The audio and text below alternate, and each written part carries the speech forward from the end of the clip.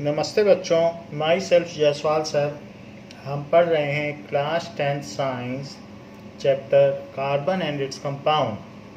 So last class में हमने homologous series के जो 8 फैमिली हैं उनको देखा था और उनके कुछ मेंबर्स के बारे में देखा था कि फर्स्ट 4 मेंबर्स या फर्स्ट 5 मेंबर्स के बारे में देखा था। Now we will solve in text question related to it. So in text question page number 68.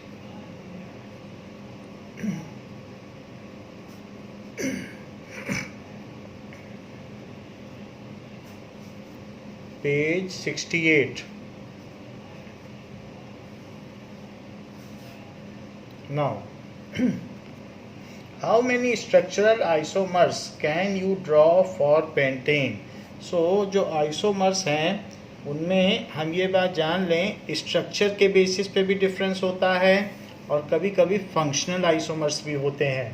तो आइसोमेरिज्म तो हम जानते हैं, but there are 2 kinds of isomers. One is structural isomers and one is functional isomers. जैसे कि आप इस चीज़ को जान लें, आइसोमर्स 2 तरीके के होते हैं, एक स्ट्रक्चर डिफर कर जाए और दूसरा फंक्शनल ग्रुप डिफर कर जाए। So one is structural isomers, other is functional isomers. तो जैसे कि those isomers whose molecular formula is same but structure is different, so those isomers whose molecular formula is same but structure is different, structure is different. जैसे कि question में पूछा गया है pentane, तो C5H डबल करके 2 जोड़ दो तो 12, ये पेंटेन है। तो इसके स्ट्रक्चरल आइसोमर्स पूछे जा रहे हैं। तो सबसे पहले C ऐसे बना लें, तो CH3 CH3 CH2 CH2 CH2। तो इसके पहला आइसोमर हो गया पेंटेन। दूसरा हो गया, अगर हम इसी को ऐसे करें और यहाँ पर एक C लगा दें और फिर उन सभी को हाइड्रोजन की वैलेंसी से फुलफिल कर दें, तो 2 लगे हैं तो अब H2 लगा दो, 3 लगे हैं तो एक H लगा दीजिए और CH3। और फिर जो लंबी चेन है उसमें नेमिंग कर लें, लॉन्गेस्ट चेन पकड़ लें और फिर उसकी नेमिंग कर लें, उस सिरे से करें जहाँ से सब्स्टिट्यूएंट ग्रुप पास पड़ता हो। तो 2 मिथाइल ब्यूटेन, ये हो गया। फिर तीसरी चीज़ आप ऐसा भी कर सकते हैं कि 3 कार्बन लें, एक ऊपर लगा दें एक नीचे लगा दें। ऐसा करने से भी और बाकी की जो 3 वैलेंसी है, एक बॉन्ड तो पहले से ही है और बाकी की वैलेंसी को आप हाइड्रोजन से सेटिस्फाई कर लें। फिर एक चेन पकड़ लें, ये आपकी मेन है, तो 1 2 3। तो अब 2 पर 2 हैं तो 2 2 दोनों का कमरा नंबर बताना पड़ेगा। और ऐसे 2 ग्रुप हैं तो डाई मिथाइल और फिर प्रोपेन जो हमारी मेन चेन है प्रोपेन। तो इन तीनों के जो यहाँ पर A B and C, so there are 3 different structure but molecular formula is same, structure is different, structural formula is different. So there are 3 structural isomers of pentane. Question 1 में पूछा गया है how many structural isomers of pentane. So there are 3 structural isomers of pentane. अब दूसरी बात आती है isomers में फंक्शनल आइसोमर्स क्या हैं। जैसे ऐसा कहा जाए कि those isomers whose molecular formula is same but they have different functional group, those isomers whose molecular formula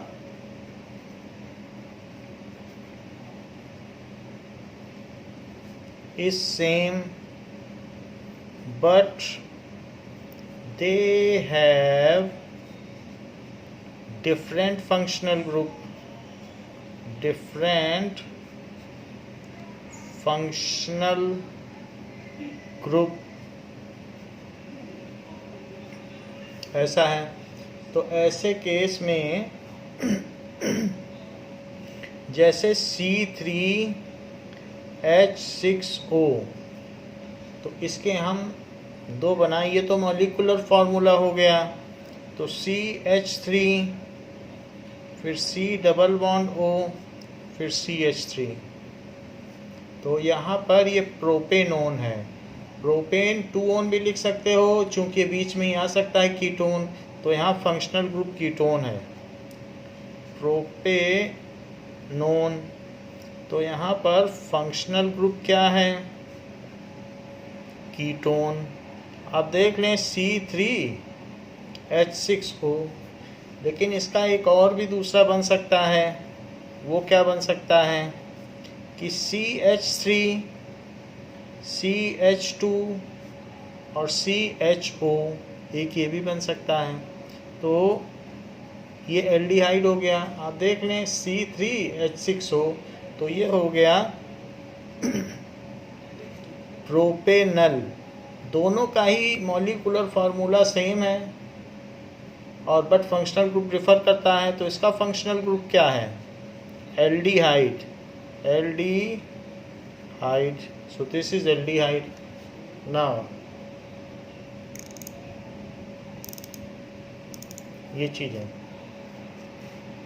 तो यहाँ पर आपने देख लिया दो तरीके के आइसोमर्स होते हैं। मॉलिक्यूलर फार्मूला सेम हो लेकिन फंक्शनल ग्रुप डिफरेंट हो, एक में कीटोन है एक में एल्डिहाइड। और यहाँ तो कोई ऐसा फंक्शनल ग्रुप है नहीं। ब्रांचिंग में डिफरेंस या किसी न किसी वजह से स्ट्रक्चर में डिफरेंस की वजह से जो आइसोमेरिज्म एराइज होती है उसे स्ट्रक्चरल आइसोमेरिज्म में रखा जाता है। तो यहाँ ब्रांचिंग में डिफरेंस है, ना कि फंक्शनल ग्रुप में। फंक्शनल ग्रुप तो यहाँ है ही नहीं। तो स्ट्रक्चर के डिफरेंस की वजह से इसे स्ट्रक्चरल आइसोमर कहा गया है। और फंक्शनल ग्रुप के डिफरेंस की वजह से, जैसे इसमें कीटोन है और इसमें CHO है यानी एल्डिहाइड, तो और इसमें कीटोन है। जब बीच में कार्बोनिल ग्रुप हो, दोनों तरफ एल्काइल हो, तो कीटोन कहा जाता है। अब देखिए क्वेश्चन नंबर 1 में पूछा गया है, how many structural isomers can you draw for pentane? How many structural isomers can you draw for pentane? Can you draw for pentane? तो कितने स्ट्रक्चरल आइसोमर्स ड्रॉ किए जा सकते हैं पेंटेन के लिए? So there are 3 structural isomers which can be drawn for pentane.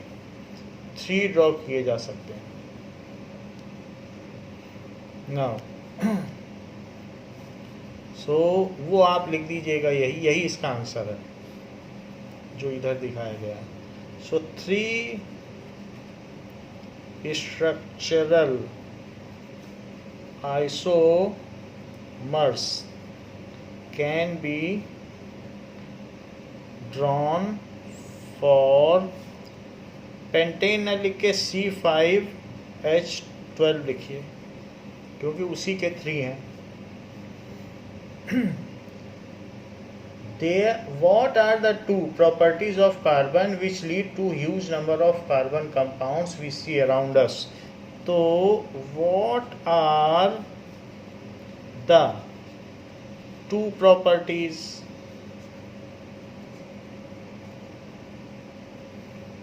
of carbon which lead to huge number of carbon compounds, which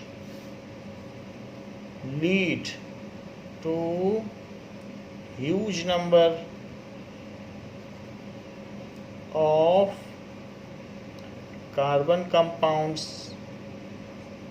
carbon compounds तो सभी में है। ग्रेफाइट जो हम यूज़ कर रहे हैं, हमारी बॉडी, जिस मेज पे मैं लिख रहा हूँ, जो कपड़े में पहन रहा हूँ, जिस पेपर पे लिख रहा हूँ, ये सारे कार्बन कंपाउंड्स हैं। जो प्लास्टिक है वो कार्बन कंपाउंड्स है। Mostly 90% of the thing around us contains carbon. तो इसलिए जितनी चीज़ों से हम एनकाउंटर करते हैं, जो पॉलीथीन है, जो फूड हम खाते हैं, वही कार्बन का है। तो इस तरीके से प्लांट सभी कार्बन के हैं, ग्रास कार्बन की है, और एयर में CO2 है। तो हम जितनी चीज़ों से भी एनकाउंटर करते हैं तो उसमें मोस्टली कार्बन कंपाउंड्स हैं। जितने लिनन है, कपड़े हैं, ड्रेस मटेरियल है, पेपर है, पेन है, सब, और इंक तक भी कार्बन कंपाउंड है। तो हर चीज़ कार्बन कंपाउंड है। तो उन्होंने पूछा है कि huge number of carbon compounds होते हैं, तो ये किस वजह से होते हैं? What is the reason that there are so many carbon compounds are there? So catenation and tetravalency are the two reasons. इसका हमने आपको डिटेल में आंसर लिखाया है, फिर भी शॉर्ट में बता दे रहे हैं। कैटिनेशन अगर मान लीजिए 3 मार्क्स का आता है तो आपको बड़ा सा लिखना है। सो सेल्फ लिंकिंग प्रॉपर्टी को कैटिनेशन कहते हैं। Catenation that is self linking property, and tetravalency ये 4 इसकी वैलेंसी है। Tetravalency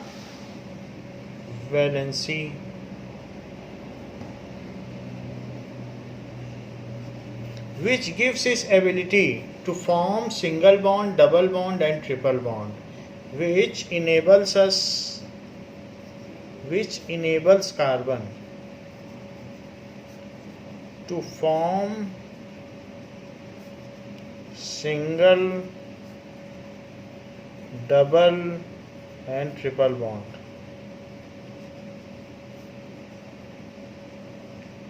Leads a huge number of compound formed by carbon. Leads formation of a huge number of carbon compounds.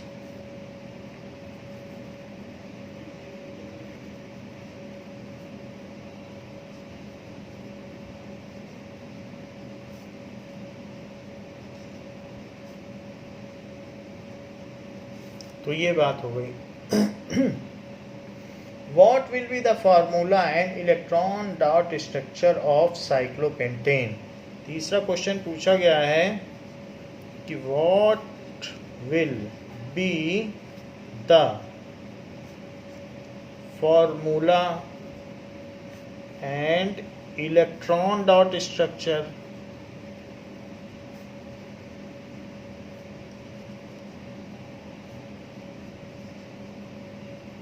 of cyclopentane.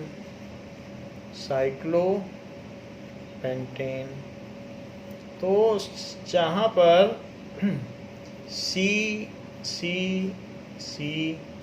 और C ये 5 हैं pentagonal, but अभी तो 2 ही bond हैं, तो इसलिए 2 और भी लगाओ सभी में। तो यहाँ पर भी 2 लगा दीजिए।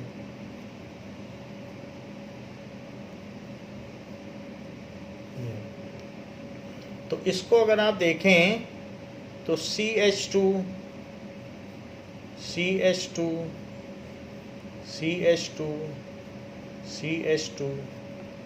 फिर CH2 और CH2।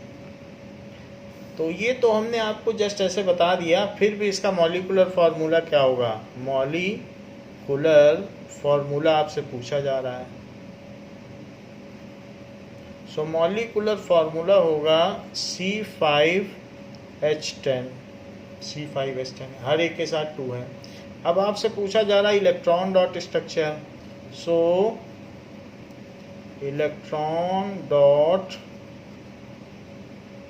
स्ट्रक्चर, इसके लिए आप क्या करें, यहाँ पर C ले लें। सो इस तरीके से आपने 5C ले लिया। हर एक C के पास 4 इलेक्ट्रॉन है, तो एक इलेक्ट्रॉन इसकी ओर फेस करते हुए एक इसकी ओर और 2 बाहर। इसमें भी यही करो, एक इसकी तरफ फेस करो, एक इसकी तरफ फेस करो और 2 बाहर, एक इसकी तरफ, एक इसकी तरफ, 2 बाहर, एक इसकी ओर, एक इसकी ओर और 2 बाहर। यहाँ पर भी 2 बाहर। तो सबके पास आपने 4 इलेक्ट्रॉन बना दिए। अब हाइड्रोजन, फिर यहाँ पर भी हाइड्रोजन,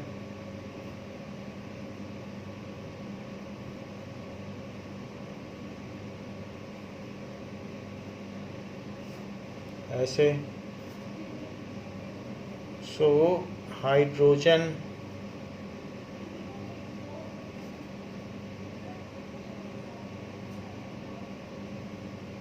ये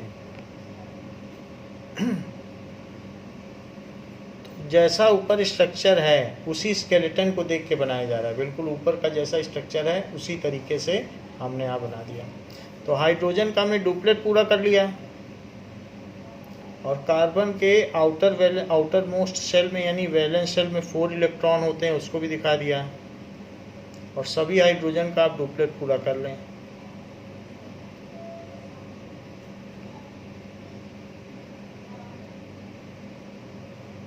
इसके बाद ये जो कार्बन है अपने अगल बगल से 1 इलेक्ट्रॉन लेगा, और वहाँ से 1 इलेक्ट्रॉन लेने के बाद फिर इधर से भी 1 इलेक्ट्रॉन लेगा, और यहाँ से लेने के बाद ये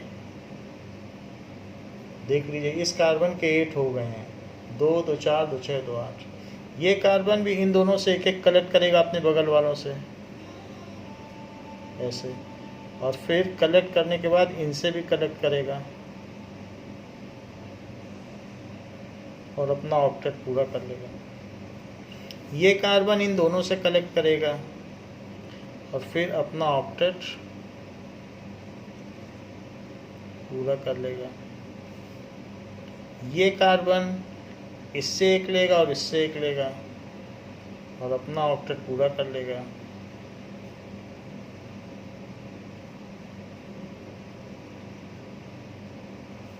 ये कार्बन बच गया है, तो ये एक इससे लेगा और एक इससे लेगा, दोनों से एक एक ले लेगा, और फिर हाइड्रोजन से भी लेगा एक एक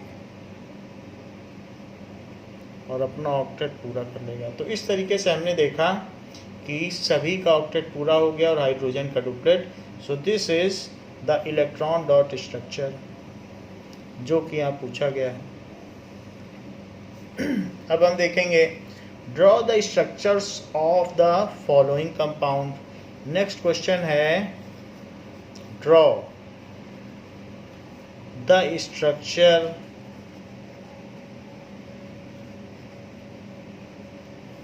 for the following compound।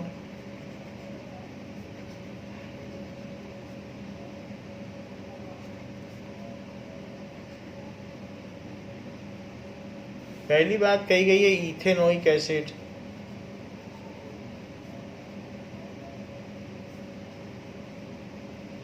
Second is bromopentane, Roman में लिखा गया है, रोमन में लिख लें।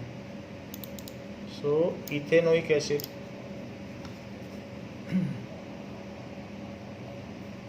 second is bromopentane,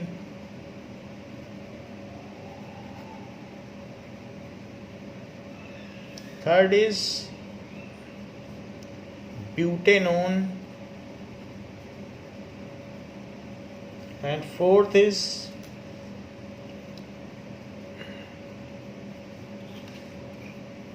hexanal।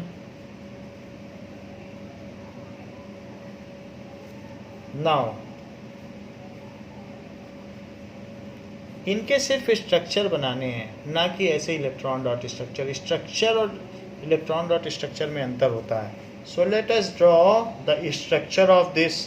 तो पहला इथेनोइक एसिड, एथ है तो 2 कार्बन बना लें। ओइक एसिड आप जानते हो, ओइक एसिड क्या होता है, COOH, तो C पे OOH लगा दो। कार्बन तो 2 ही रहेंगे ना, एथ है, उनके बीच में एन तो सिंगल बॉन्ड। फिर ओइक एसिड जानते हो, COOH, और बाकी चीज़ को कार्बन से फुलफिल कर दो, बन गया स्ट्रक्चर। अब देखें सेकंड, पेंटेन आप जानते हैं, और ब्रोमो है यानी 1 पे फिर ब्रोमो लगेगा, तो C C C C C 1 position पे ब्रोमो लगा दें, चाहे इधर के टर्मिनल पे चाहे इधर के टर्मिनल पे, और बाकी आप HH लिखते रहें।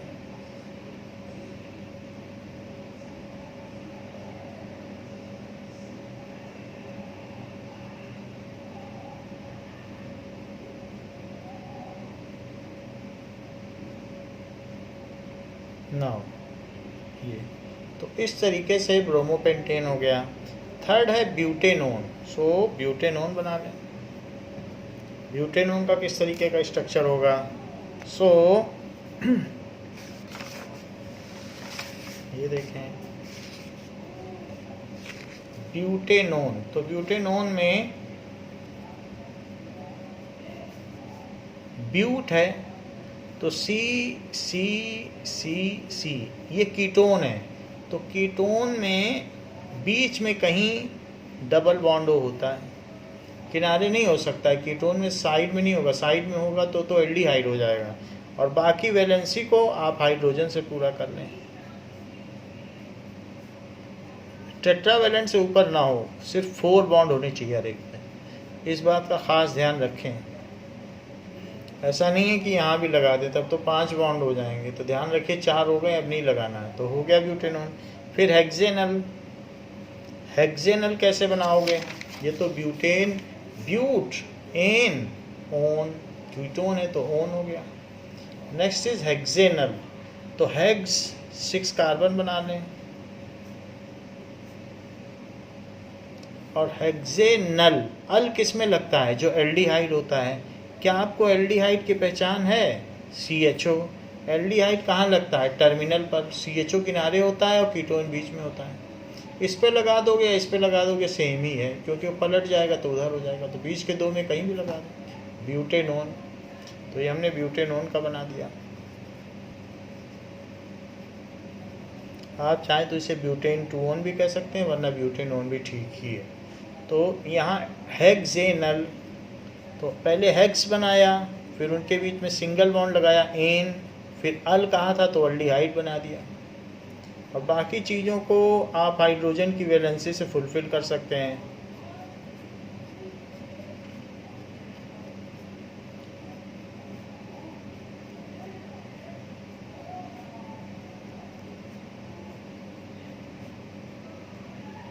ना ये चीज़ हो गई। फिर कहा गया है how many structural isomers are possible for bromopentane, तो हमने आपको ये पहले ही करा दिया है, इसके 8 स्ट्रक्चरल आइसोमर्स पॉसिबल हैं। So how many structural isomers are possible for bromopentane,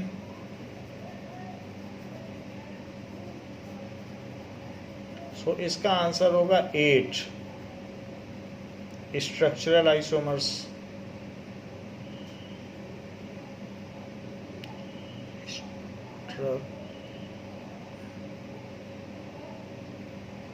structural isomers,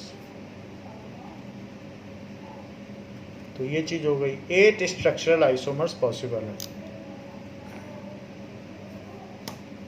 now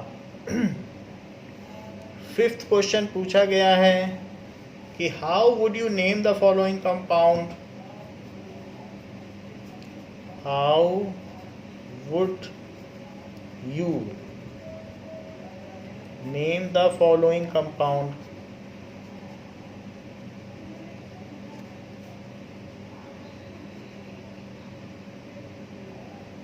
तो कैसे हम नाम दें फॉलोइंग कंपाउंड का, ऐसा पूछा गया है। तो पहला क्वेश्चन है CH3 CH2 Br, तो H तो है ही है, पर ब्रोमो लगा है 1 पे, 1 ब्रोमो इथेन भी कह सकते हो, ब्रोमो इथेन भी कह सकते हो। सो ब्रोमो इथेन सब कुछ मिला के लिखा जाएगा, और जो बच्चे 1 ब्रोमो इथेन लिखना चाहें वो भी लिख सकते हैं, उनका भी करेक्ट होगा। नाउ दिस इज HCHO,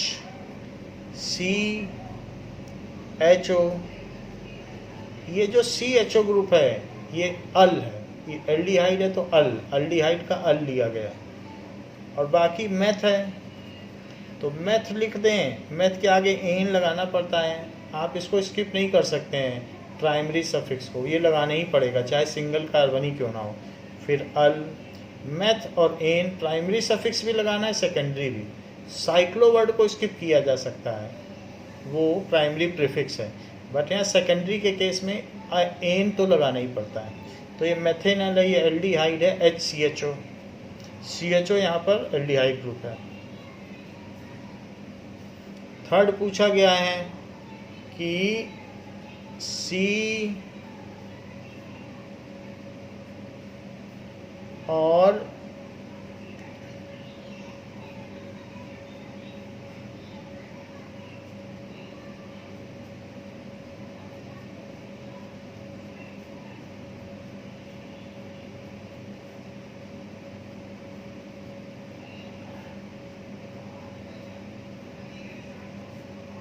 ये है, तो इसका क्या नाम है, देखिए सबकी टेट्रावेलेंसी पूरी है। तो हेक्स 1 2 3 4 5 6, तो हेक्स वैसे तो आप लिख सकते हो 1 आइन, क्योंकि यहाँ से नंबरिंग करोगे तो 1 और 2 पे आइन पड़ता है, तो 1 आप प्रिफर कर लोगे। लेकिन अगर सिर्फ हेक्साइन भी लिखोगे तो भी चलेगा, hexyne. So you can write down, 1 हो तो 1 को स्किप किया जा सकता है, और हेक्साइन भी लिखा जा सकता है। So in this way you can simply write hexane. Now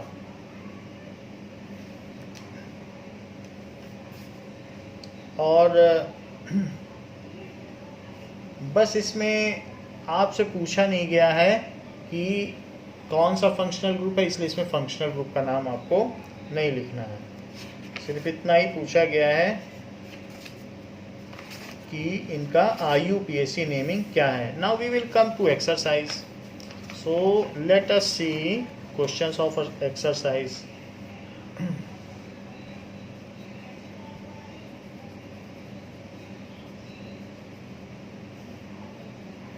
First is ethane with the molecular formula C2H6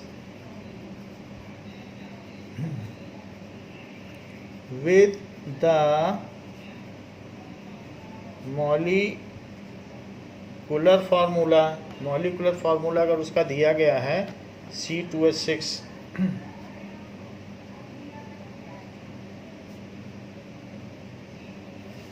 इसमें कितने कोवेलेंट बॉन्ड हैं, has how many covalent bonds।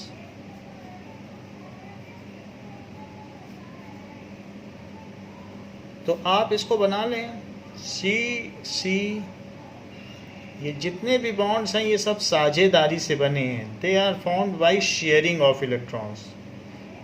सो इसमें ऐसा कुछ नहीं है कि ट्रांसफ़र ऑफ इलेक्ट्रॉन से बने हैं, दे ऑल आर, क्योंकि कार्बन कभी दे नहीं सकता इलेक्ट्रॉन, ना ले सकता है, टेट्रावेलेंट है, ये हमने शुरू में ही देख लिया था। सो 1 2 3 4 5 6 7 कोवेलेंट बॉन्ड हो गए, जिसमें से 6 कोवेलेंट बॉन्ड CH के हैं और 1 CC का है, तो इसलिए एक CC सिंगल बॉन्ड है और CH के 6 सिंगल बॉन्ड, तो 7 कोवेलेंट बॉन्ड हो गए।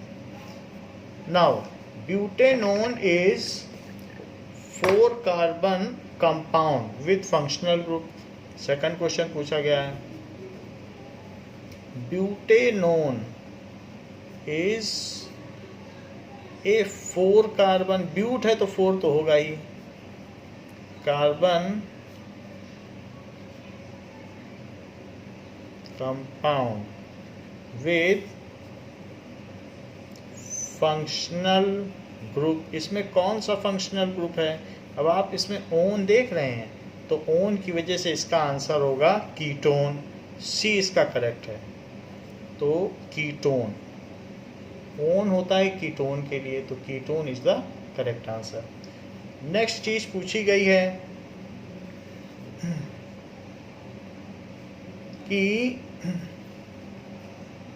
वाइल कुकिंग, हमने ये देखा है सैचुरेटेड हाइड्रोकार्बन और अनसैचुरेटेड हाइड्रोकार्बन, ये सारी चीज़ें हमने पढ़ ली हैं। So while cooking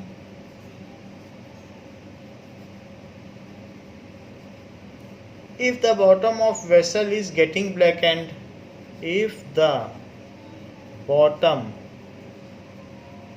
of vessel is getting blackened, तो कई बार क्या होता है कि जो एलपीजी है उसमें ऑक्सीजन भी चाहिए जलने के लिए। अगर ऑक्सीजन नहीं मिलेगी तो एलपीजी जलेगी कैसे? तो इसलिए उसको बार बार उसके बर्नर को क्लीन करना पड़ता है जिससे उसमें ऑक्सीजन आती रहे। और अगर बर्नर गंदा होता चला गया, उसमें मिल्क गिर गया, कुछ हो गया, तो प्रॉपरली बर्न नहीं करेगा और अनबर्न्ड कार्बन एटम्स उसमें चिपक जाएंगे वेसल में, तो वो काला हो जाएगा। So if it is getting blackened on the outside, on the outside काला होता जा रहा है और येलो फ्लेम भी आएगी फिर ऐसे केस में, इसका मतलब क्या है कि the food is not cooked completely, food पूरा कुक नहीं हुआ है इसलिए काला हुआ है। The fuel is not burning properly, the fuel is wet, तो आंसर बी इज़ करेक्ट कि fuel is not burning properly and unburned carbon particles are escaping out. So fuel is not getting burnt properly, getting burnt properly, इसका मतलब है कि ईंधन ठीक प्रकार से जल नहीं रहा है, इसी वजह से जो आपके बर्तन की पेंदी है वो काली होती जा रही है। Next is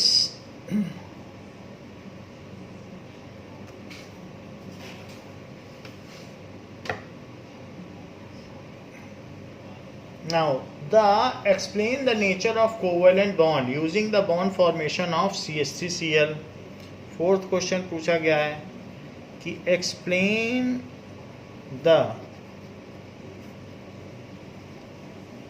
nature of the covalent bond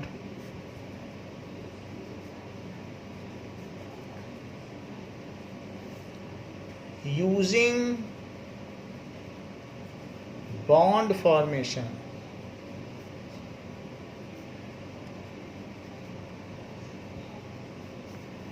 in CH3Cl।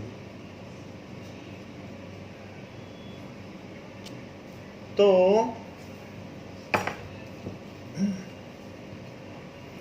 अब देखिए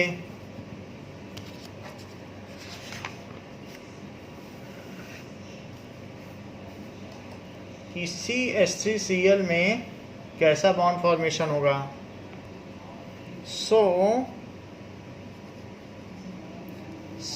CH3Cl क्या है? CH3Cl that is chloromethane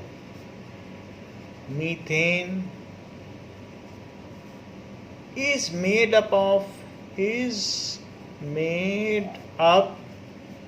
of one carbon atom, one C atom, 3 H atom, 3 H atoms and 1 Cl atom, ये सारी चीज़ें होती हैं। Now carbon atom is having 4 electron in outermost shell. Carbon atom has 4 valence electron. Chlorine has 7 valence electron and hydrogen has 1 valence electron। ऐसा होता है। तो ये तो बात हो गई कि किस में क्या क्या होता है। तो 3H एटम होंगे, इसी में 3H एटम है, तो आप दिखाइए 3H एटम, लेकिन H पर एक डॉट रखिए, प्लस कार्बन के चारों तरफ 4 इलेक्ट्रॉन दिखाइए, और एक Cl का भी दिखा दीजिए, Cl में 7 इलेक्ट्रॉन दिखाइए।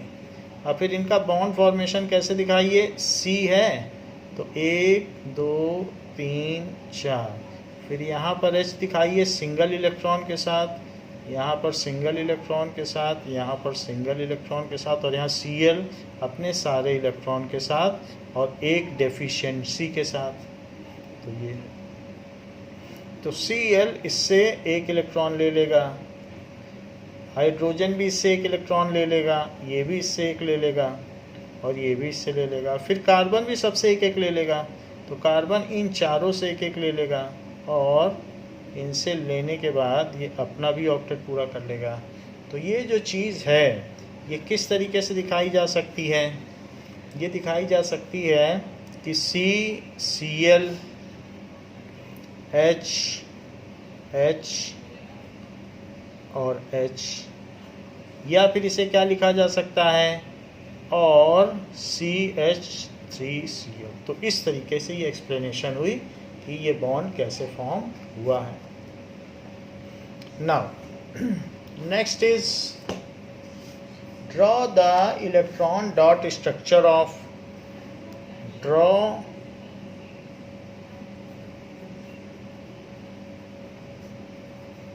इलेक्ट्रॉन डॉट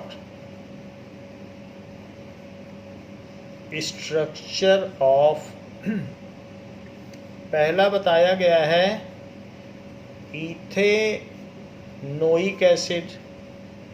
तो हमें ये जानना होगा कि इथेनोइक एसिड है तो एथ है, तो 2 ले लें कार्बन।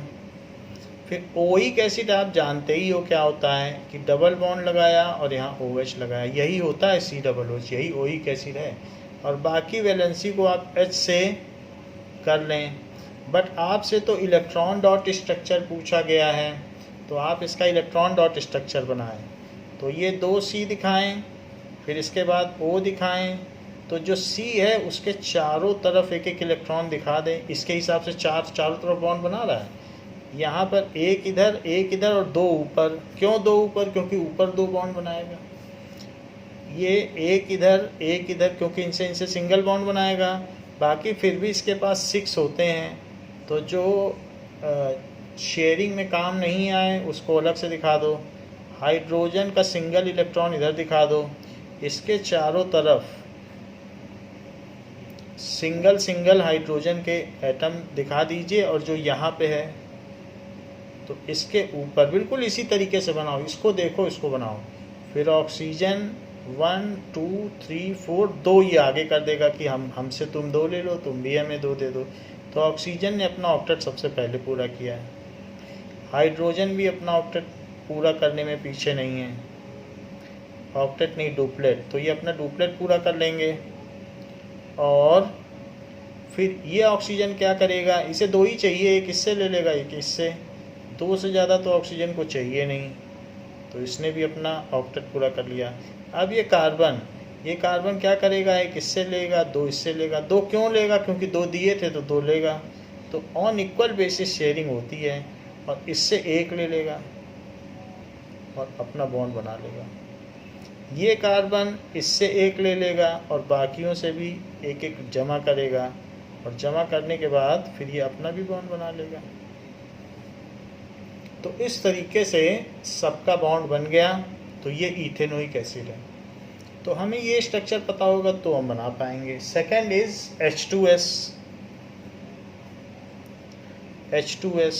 H2S में आपको पता होना चाहिए कि जो सल्फ़र है वो 16 होता है, जो कि 286 है, और इसे 2 चाहिए, और जो H है उसका तो 1 होता है। तो इसलिए सल्फ़र 4 इलेक्ट्रॉन छिपा लेगा, और एक इधर रखेगा, एक इधर कैटरिंग करने के लिए कि भाई हम आपको 1 दे रहे हैं, आप भी हमें 1 दो। तो H भी ऐसा ही करेगा, H इससे 1 ले लेगा इस वादे के साथ कि मैं भी आपको 1 दूंगा। तो और सल्फ़र इससे एक ले लेगा और दोनों साझेदारी कर लेंगे। तो इस तरीके से सल्फ़र का भी 8 हो गया और हाइड्रोजन का डुप्लेट पूरा हो गया। तीसरी चीज़ कही गई है कि प्रोपेनोन तो पहली बात प्रोप है, तो प्रोप होने की वजह से सी और ओन है तो ये कीटोन है। कीटोन में डबल बॉन्ड वो बीच में होता है कार्बोनिल ग्रुप। बाकी की वैलेंसी प्रोप लिखा, फिर एन बनाया सिंगल बॉन्ड, फिर ओन बना दिया। तो कीटोन में तो कार्बोनिल ग्रुप बीच में होता है, बाकी की टेट्रावैलेंसी हाइड्रोजन से फुलफिल कर दी। अब इसी तर्ज पर हमने 3C बनाए। 3C बनाने के बाद इनके चारों तरफ एक एक बनाया। लोकेशन भी देखते जाइएगा, इसमें चारों तरफ नहीं बनाया, इसमें एक इधर बनाया, एक इधर बनाया, दो ऊपर बनाया, क्योंकि इसको ऊपर 2 बॉन्ड बनाने हैं। इसमें चारों तरफ एक एक बनाया। तो जैसी लोकेशन होगी उसके हिसाब से ही आप इलेक्ट्रॉन डॉट स्ट्रक्चर बनाएंगे। अब ऑक्सीजन के साथ इसकी 2 की साझेदारी होगी। वैसे ऑक्सीजन में 6 इलेक्ट्रॉन होते हैं, 2 6, क्योंकि इसका 8 का एटॉमिक नंबर है, और कार्बन में 2 4 होते हैं क्योंकि इसका 6 का एटॉमिक नंबर है। तो बाकी चीज़ें क्या हैं, हाइड्रोजन के साथ फुलफिल करनी है, तो हाइड्रोजन सिंगल के साथ इसको घेर लेगा और मोनो जो है सिंगल बॉन्ड बना लेगा। तो ये H चारों तरफ इसके H आ गए। अब ये जो H आ गए हैं इसके चारों तरफ, वो पहले तो अपना डुप्लेट पूरा करेंगे। तो जब H अपना डुप्लेट पूरा कर लेंगे तो कार्बन भी फिर उनसे एक एक लेगा कि आपने हमसे एक लिया है, आप भी हमें एक दें।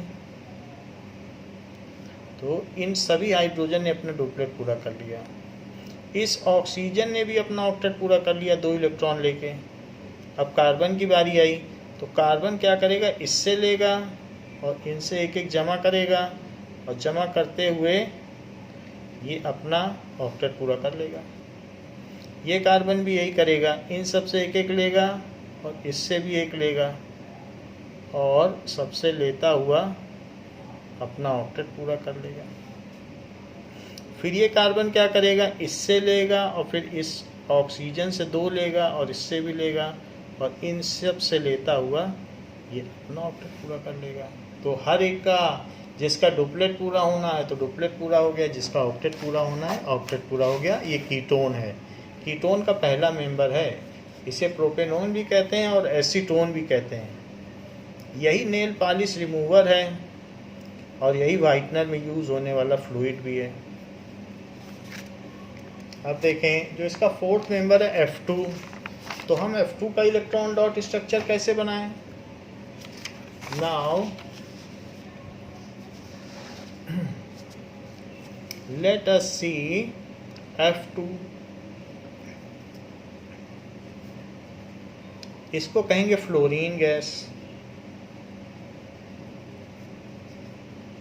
ये भी हल्की पीली रंग की होती है। अब जरा देखें, जो फ्लोरीन है उसमें 9 होता है, दैट इज़ 2 7। तो फ्लोरीन को तो सिर्फ एक चाहिए, तो 2 फ्लोरीन एटम एक दूसरे के सामने 1 रखेंगे और 6 पीछे छिपा लेंगे, क्योंकि जो शेयरिंग करनी है वही आगे रखा जाता है, बाकी सब पीछे रखा जाता है। तो इसने इससे एक ले लिया और इसने भी इससे एक ले लिया और दोनों ने अपना ऑक्टेट पूरा कर लिया। नाउ पूछा गया है what is homologous series, explain with an example. Next question है what is homologous series.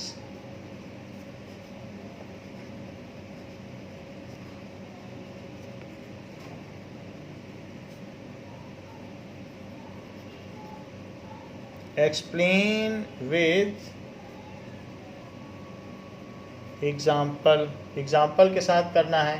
Homologous series a group of organic compound having similar structure and similar chemical properties. तो ये हमने आपको बता दिया है। अब जहाँ तक एग्जाम्पल की बात की गई है तो डिफ़ाइन तो आप कर लेना। एग्जाम्पल में आप लिख देना जैसे CH3Cl, C2H5Cl, C3 H7Cl, C4H9Cl।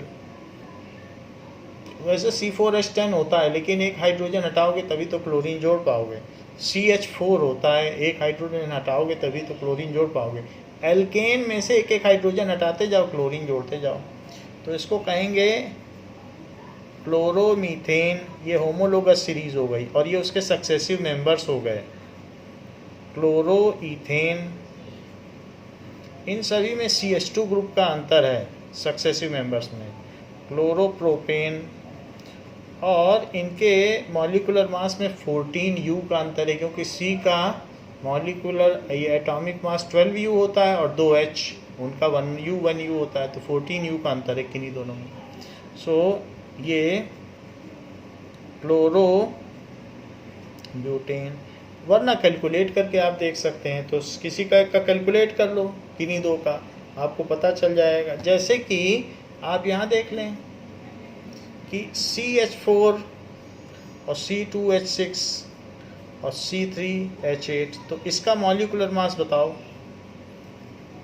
Molecular mass तो इसका 12U प्लस 4U, क्योंकि 4 इंटू 1U तो 4U, तो 16U हुआ।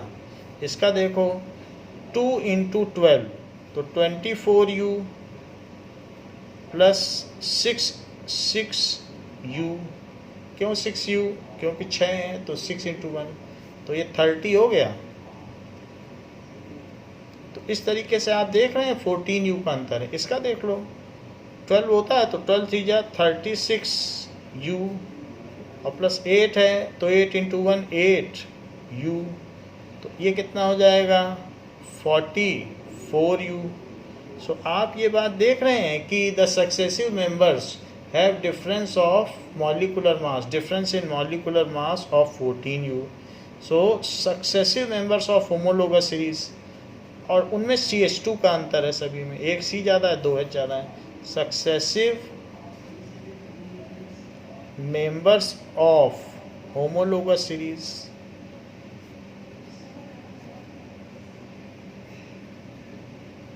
have difference in molecular mass, difference in molecular mass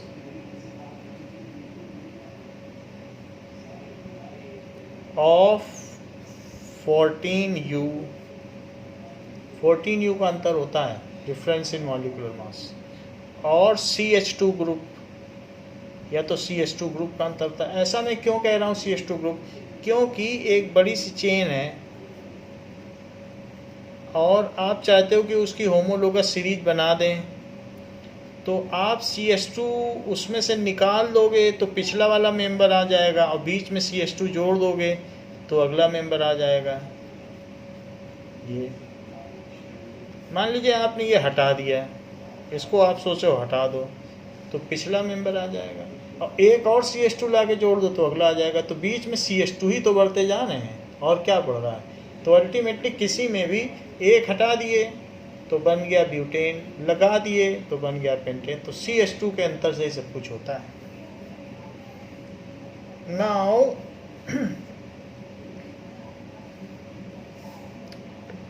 next is question number 9। तो कुछ क्वेश्चंस हम आगे के बाद में करेंगे, अभी क्वेश्चन नंबर 9 करते हैं कि why carbon and its compounds are used as fuel for most application. Why carbon and its compounds, ज़्यादातर इसके कंपाउंड्स हैं CNG, LPG सब यूज़ होते हैं। पेट्रोल भी तो ऑक्टेन है C8H18, और इसी तरीके से ATF C17H36 है, सब एविएशन टरबाइन फ्यूल, सब फ्यूल कार्बन और इसके कंपाउंड्स ही हैं। So carbon and its compounds used as fuel in for most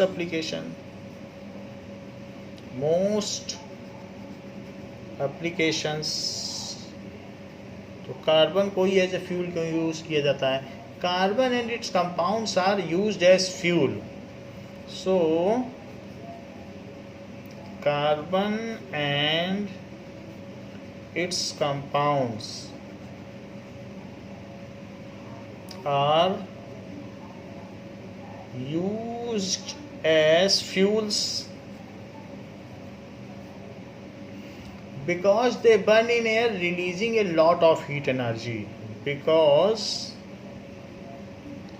they burn in air, releasing a lot of heat energy. वो बहुत ज़्यादा एनर्जी रिलीज़ करते हैं. They have high calorific value. They have high calorific value. What does it mean by calorific value? Amount of energy released when 1 kg fuel is burnt. उसको calorific value कहते हैं. Amount of energy released when 1 kg, जब 1 kg fuel burn करो, सो fuel is burned, तो इसमें 22,000 kilo joule energy release होती है. इसकी बहुत लाजवाब कैलोरीफिक वैल्यू है. तो ये अच्छा, they do not leave residue while combustion. जब जलाए जाते हैं तो कुछ शेष नहीं बचता. They do not leave residue after combustion.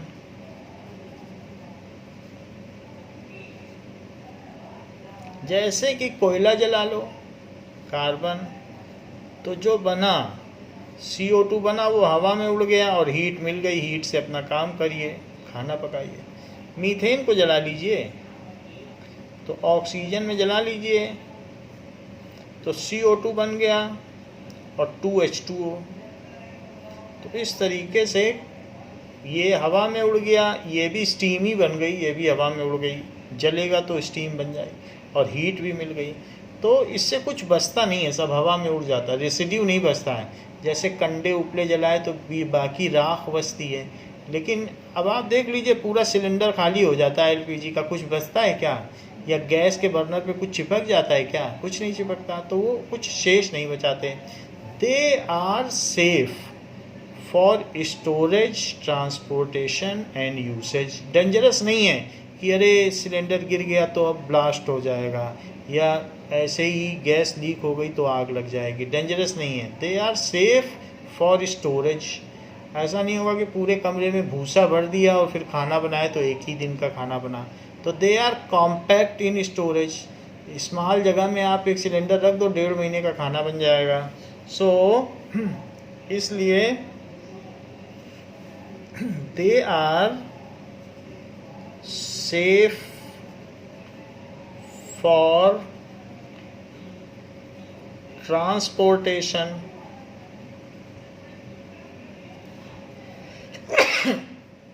Storage and usage. Use भी इनका आसानी से किया जा सकता है.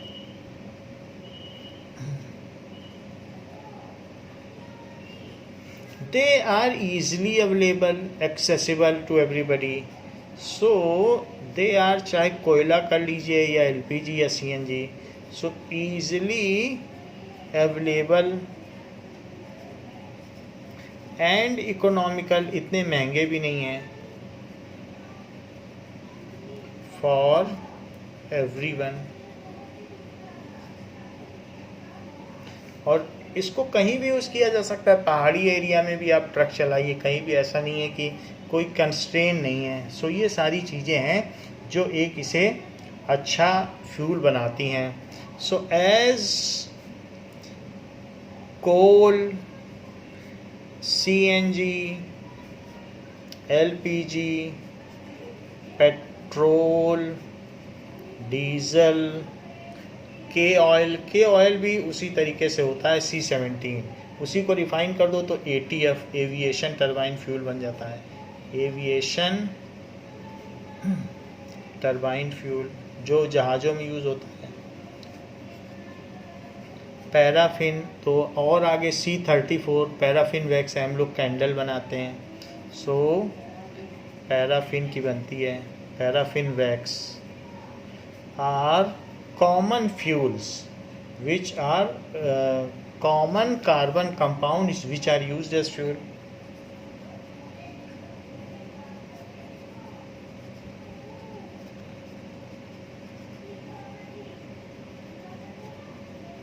यूज्ड एज फ्यूल, तो ये यूज किए जाते हैं। Now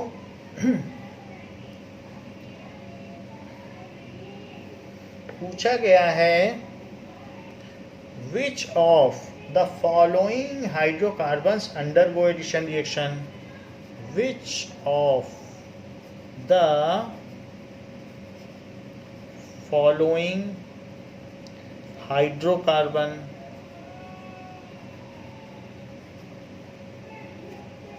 undergo addition reaction. हमने आपको बताया था कि जो अनसेचुरेटेड होते हैं, जिनमें डबल या ट्रिपल बॉन्ड होते हैं, वही एडिशन रिएक्शन देते हैं। सेचुरेटेड में तो सब्स्टिट्यूशन रिएक्शन होती है, एक हाइड्रोजन हटाओगे तभी दूसरा जोड़ पाओगे, ऐड नहीं करते हैं सिंपली। तो आपको कुछ चीज़ें दी गई हैं, C3H6 that is C3H8 next is C2H6 है, पहला वाला है C2H6, फिर C3H6, C2H2 and CH4. Now अब यहाँ पर those unsaturated hydrocarbons undergo addition reaction. Unsaturated hydrocarbons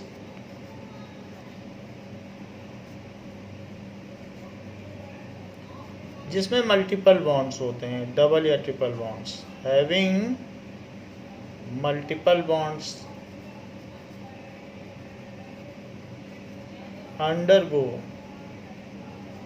addition reaction.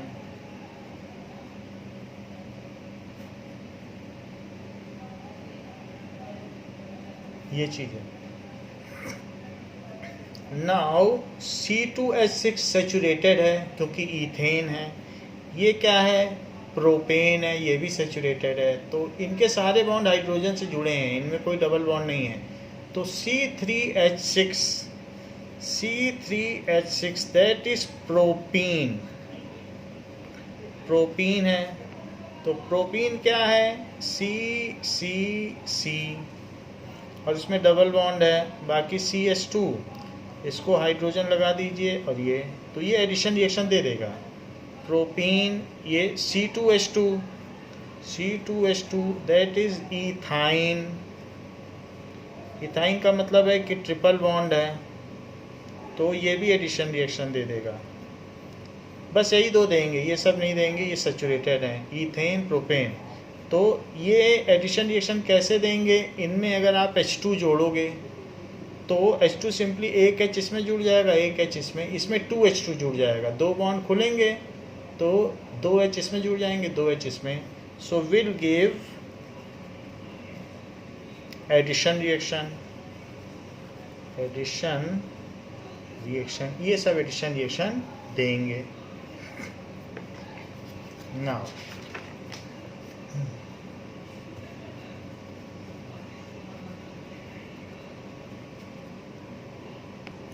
ये एडिशन रिएक्शन देंगे। अब जैसे फॉर एग्जांपल आप दिखा सकते हैं कि ये जो चीज़ है कि CH2 अगर इसमें H2 ऐड कर दिया जाए तो ये CH3 बनाएगा, और CH2 बनाएगा और CH3 बनाएगा। यानी इसमें एक बॉन्ड टूट जाएगा और एक एक H जुड़ जाएंगे। तो ये जो प्रोपीन है वो क्या बना देगा, प्रोपेन बना देगा। सो प्रोपीन से क्या बन जाएगा, प्रोपेन। और इसी तरीके से ये है C∼CH, तो इसमें 2H2 जुड़ जाएगा। बट ये सिंपली नहीं जुड़ता है, ये 200 डिग्री सेल्सियस पर निकिल की प्रेजेंस में जुड़ता है। हाइड्रोजन ऐसे सिंपली नहीं जुड़ जाता है। चूंकि हाइड्रोजन जुड़ रहा है तो इस रिएक्शन को कहेंगे hydrogenation. Addition of hydrogen is called hydrogenation. Bromine जुड़ रहा होता तो ब्रोमिनेशन कहते हैं, क्लोरीन जुड़ रहा होता तो क्लोरीनेशन कहते हैं। अब चूंकि हाइड्रोजन जुड़ रहा है तो दो हाइड्रोजन दोनों तरफ जुड़ जाएंगे, तो CH3 अब ये सिंगल बॉन्ड बन जाएगा और ये बन जाएगा ईथेन, जबकि यहाँ ये ईथाइन है। तो ये जो रिएक्शन कहला रही है हाइड्रोजन का जुड़ना, इसको कहेंगे हाइड्रोजिनेशन। जैसे ऑक्सीजन का जुड़ना ऑक्सीडेशन होता है, तो हाइड्रोजन का जुड़ना hydrogenation. Now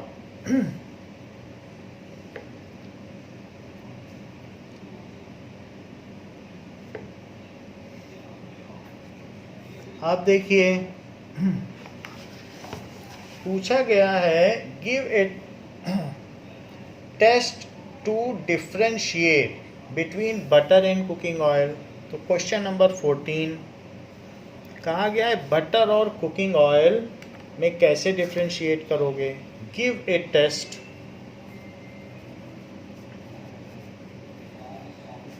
to differentiate between butter and cooking oil। तो जो कुकिंग ऑयल होता है और बटर होता है, दोनों में अंतर समझिए। Butter is a saturated fatty acids, ये सैचुरेटेड है। सो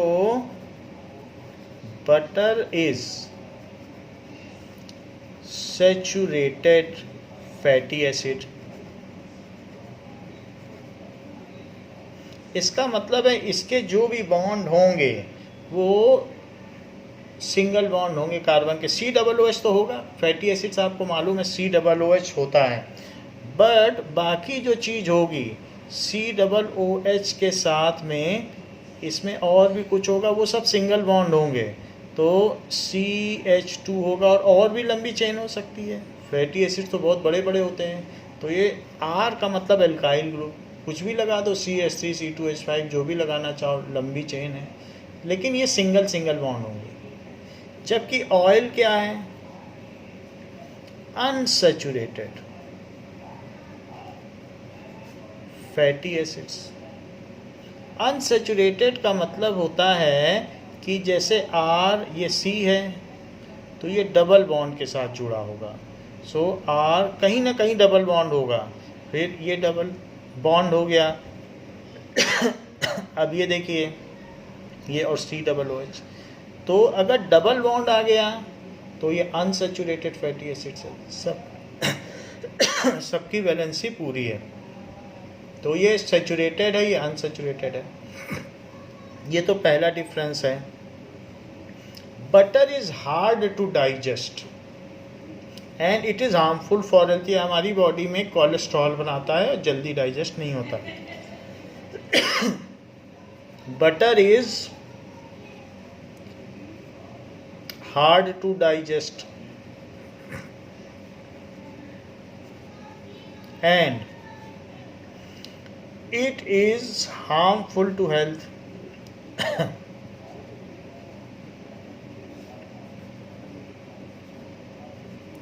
Oil is easy to digest, cooking oil, and safe for health।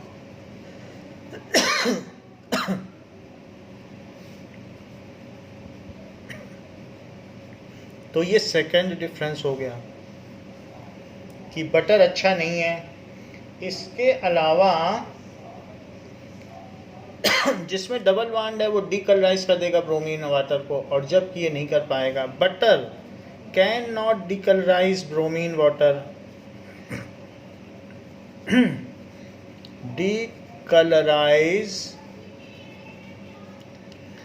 Bromine water, जबकि इसमें डबल बॉन्ड है तो एक ब्रोमीन यहाँ जुड़ जाएगा, एक यहाँ जुड़ जाएगा और एडिशन रिएक्शन दे देगा।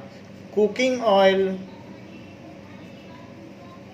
इज, कुकिंग ऑयल क्या है? Decolourises bromine water. So decolourise bromine water.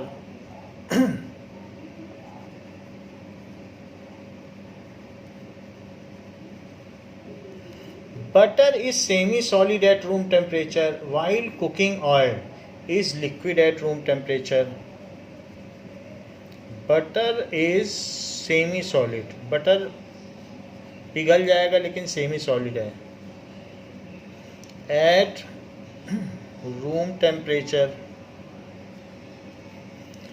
while cooking oil is, cooking oil क्या है? Is liquid at room temperature, वो लिक्विड होता है at room temperature. Is liquid at room temperature. जो सैचुरेटेड हाइड्रोकार्बन और unsaturated hydrocarbon है, just उन्हीं की तरह हम इसका टेस्ट कर सकते हैं। तो ब्रोमीन वाटर टेस्ट से हम ये पता कर सकते हैं। बटर इज एनिमल फैट, जैसे कि गाय के दूध से और इन सब से निकाला जाता है। कुकिंग ऑयल मूंगफली के तेल से निकाला जाता है, जबकि cooking oil is vegetable product, जैसे मूंगफली का तेल, सरसों का तेल, सोयाबीन, सनफ्लावर का। सो बटर क्या है, उसको भी अगले पॉइंट पे लिखो कि butter is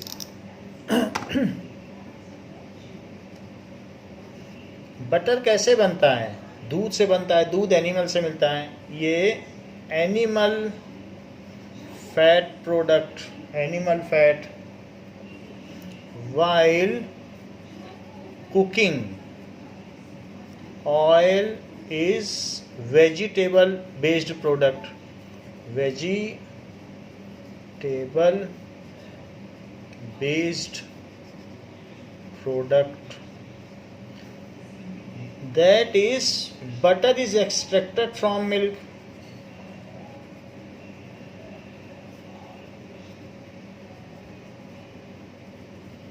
from milk, while cooking oils are groundnut oil, mustard oil, sunflower oil, olive oil,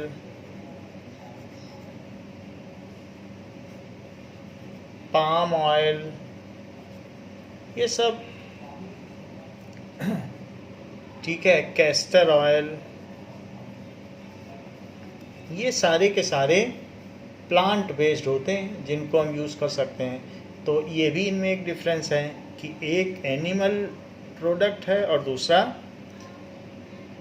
vegetable based product है। तो बच्चों, इस क्लास के लिए इतना ही। इसमें हमने कुछ क्वेश्चंस जो हमारी होमोलोगस सीरीज से संबंधित थे उसको किया। अब हम नेक्स्ट क्लास में कार्बन एंड कंपाउंड्स की केमिकल प्रॉपर्टीज़ देखेंगे कि कार्बन की केमिकल प्रॉपर्टीज़ क्या होती है। थैंक यू बच्चों।